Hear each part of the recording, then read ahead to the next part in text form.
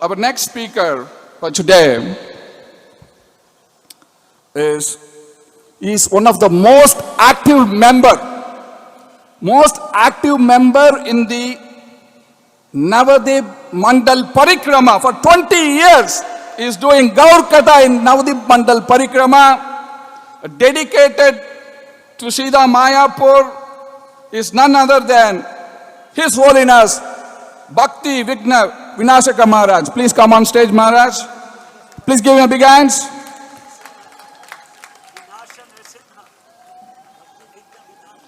Bhakti Vigna Vinashaka Narasimha Maharaja. So he will speak a few words in glorification of Srila Prabhupada and Sri Radha Madhava here in the early days. After that,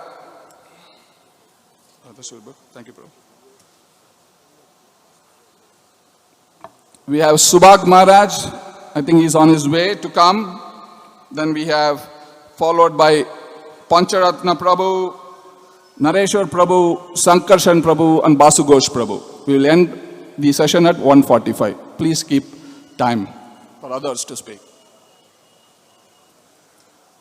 Om Jnanatmarandasya Gyananjana Shalakaya Chaksurun Militanyena Tasmai Shri Gurave Namaha Vanchakalpa Tarubhyascha Kripa Sindhu Bhaivacha Patitanam Pavanebhyo Vaishnavibhyo Namo Namaha Jai Shri Krishna Chaitanya Prabhu Nityananda Shri Advaita Gadadhar Srivasadi Gaur Bhaktavinda Hare Krishna Krishna Krishna Hare Hare Hare Rama, Rama Rama, Hare Hare. Initially, they told me you will get 4 minutes to speak. Now Prabhu is giving 5 minutes. Just see, everything is increasing in Mayapur. Wonderful. So, I came to India in 1975. I joined the ISKCON Society in 1971 in the UK in London. And I had gone to America. I wanted to get involved with the Dallas Gurukul and help in teaching there. And I ended up somehow I ended up in New York. And at that time, Gopal Krishna Maharaj was asked by Prabhupada to come to India and help in developing the yatra in India. And as you heard this morning from, I think it was Jananivas Prabhu was saying, Prabhupada said every center should give 2 men to Mayapur. So Gopal Krishna Maharaj was coming to India and he asked the temple president in New York, he said, can you give me 2 men? So I was one of them, because I had a British passport, you see. And at that time, British people didn't need a visa to stay in India. So by bringing me to India, I could stay for a long time. And so I stayed for, I think I was here 4 years. And I came initially I was in Delhi. I got sick, I got jaundice. Gopal Krishna Maharaj brought me over to Calcutta. He said, it will be better for your health. He said, prasadam is a little better.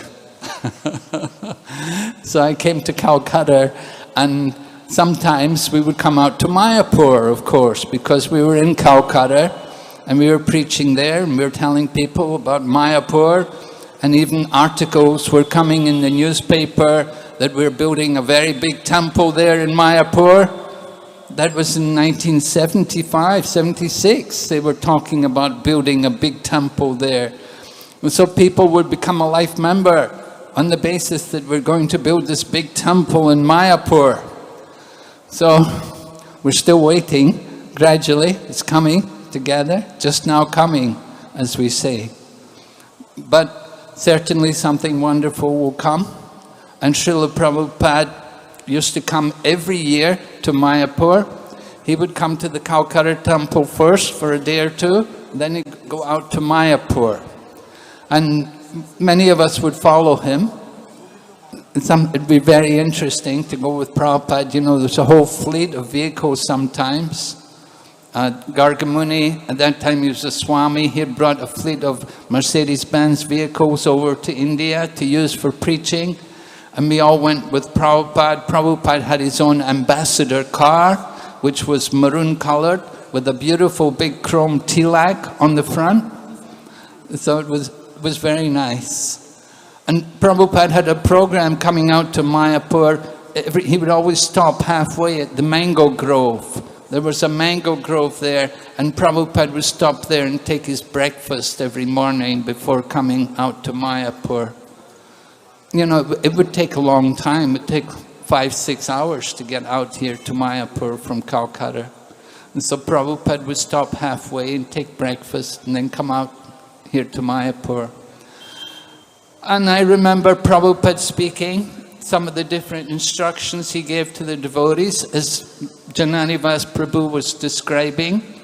Gaur Purnima festivals where it was all white faces, you know. I don't see too many white faces here today, you know, but few, not too many. Of course, because the pandemic is on, so difficult for people from the West to come. But in those days, we were all Westerners, and everything was really done by the Westerners, and the pujaris were all Westerners.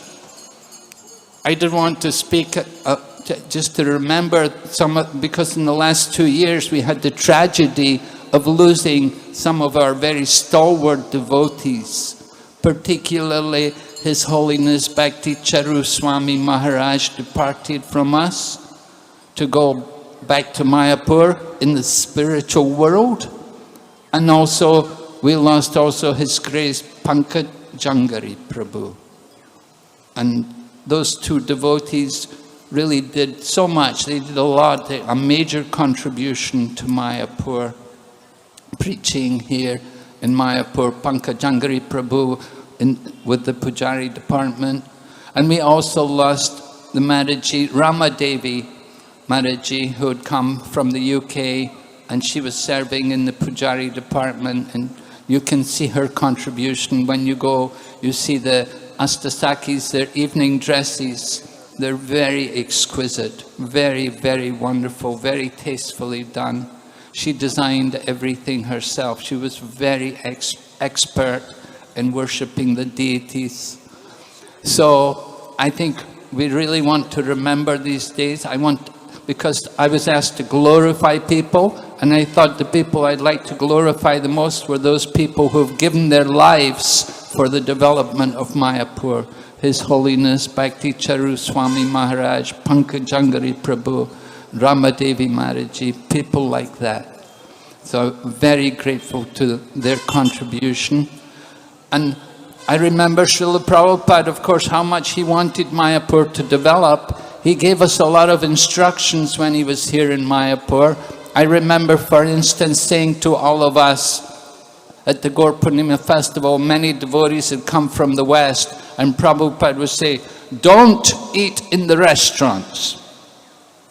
He'd say, now you're all Vaishnavas. You put on the Kuntimala, you put the tilak on, now you're Vaishnava. You don't eat in the restaurant. It was a big shock to the devotees because they were coming from the West and they were thinking, I'm going to go to the restaurants, I want to try everything, all the dishes they offer in these Indian restaurants. But Prabhupada told them, no, you don't go to the restaurants. He didn't want us to eat in restaurants. He wanted us to take Krishna Prasadam.